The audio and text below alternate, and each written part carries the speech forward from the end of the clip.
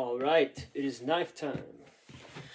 Coming to you this lovely Sunday evening. And this is kind of like a little bonus video. I've been going through knives today.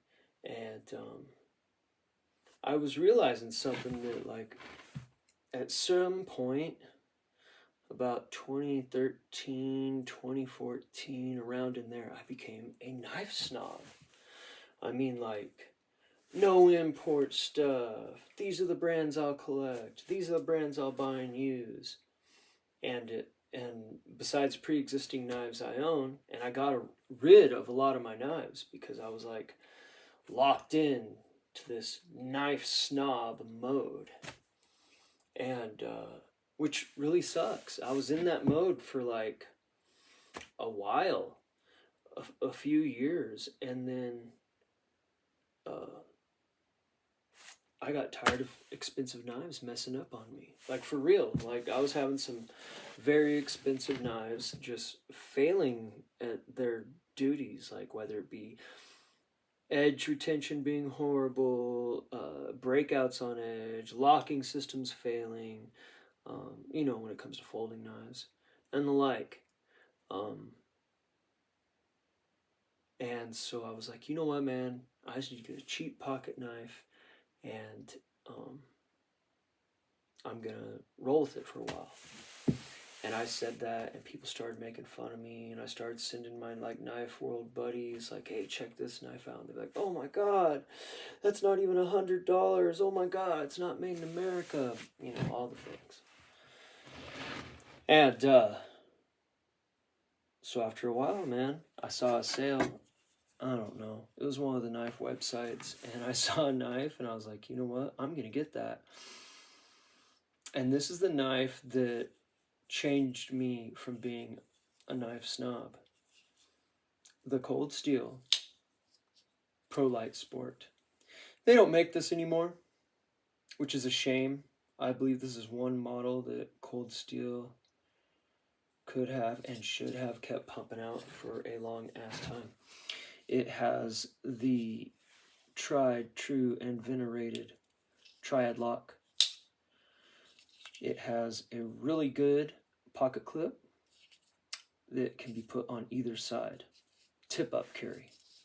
So this makes this a fully ambidextrous knife combined with the triad back lock and the movable clip and this nice little hole, oval, that's in the blade.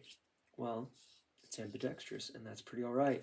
It also does have a lanyard hole, and I can see you through the lanyard hole. I really like that it's like this drop, like spear point, but this dip right here. What else have we seen that has something like that in recent history? The Kaiser Harpoon has that. And one of the reasons that made me think about this knife and pull it out was the steel it is 4116 German steel. There's something on the way to Junker Forge for us to be checking out one of these days that's in that same steel. A very good stainless steel and very tough, as when I got this, I paid less than $20 for it. It was like just under $20. Basically $20 bill. This cost me many years ago now. And I have this old refrigerator in the backyard that I have just for stabbing and hacking and kicking and all the destructor things when I want to test something out. And this was before it had become that. It was just a fridge that was in my backyard. This knife is what started the abuse of the Friggimator. I stabbed it and was like, oh, rip tip. And then I was like, wait a minute. It's still got the Wilford P. Brimley tip. So I was like, and still, tip is going strong. This was like the only knife I carried and used for a while. I was so impressed with this, and I'm telling you, man, I had people pulling their hair out in the knife community because I was using a Chinese-made, I don't know, it's either Chinese or Taiwan. I believe this is Taiwan. It is Taiwan, which, step up. But man, people really lost their shit. A lot of people that I thought were my friends, like, started judging me behind a knife purchase.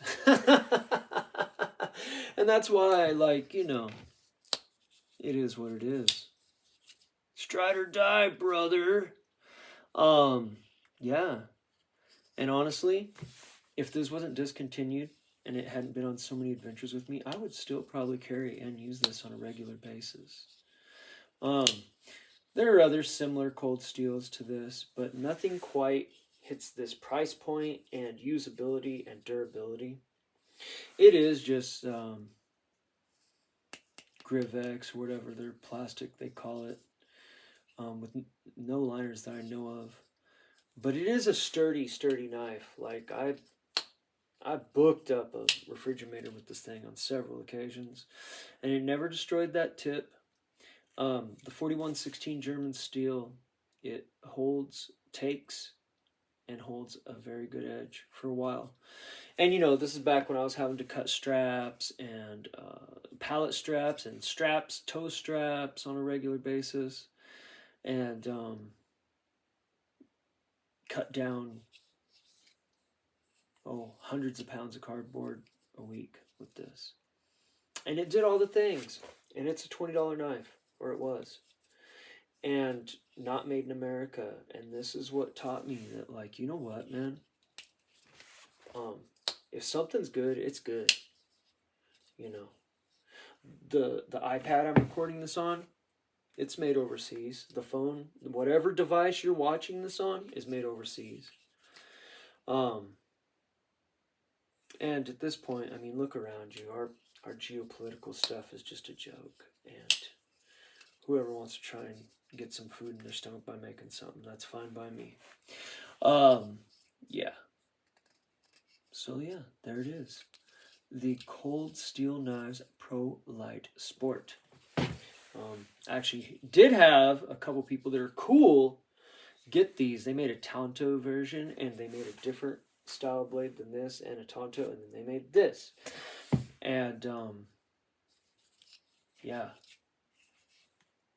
there are some bargains out there, high value knives that are not expensive, and I think I've solved my everyday belt knife issue with one said such knife, but we'll be getting into that one of these days soon, because that's my most important knife, is my mid-size fixed blade that I carry on my person. And I don't have one right now, and I feel kind of naked, so don't report me. I feel kind of naked. Just don't tell on me, please.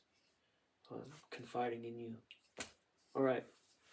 Yep, there it is.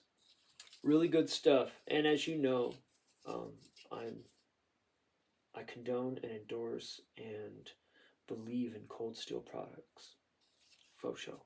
All right. This is just a little short one. Actually went a little bit longer than I wanted it to. But, yay. Watch Top Knot.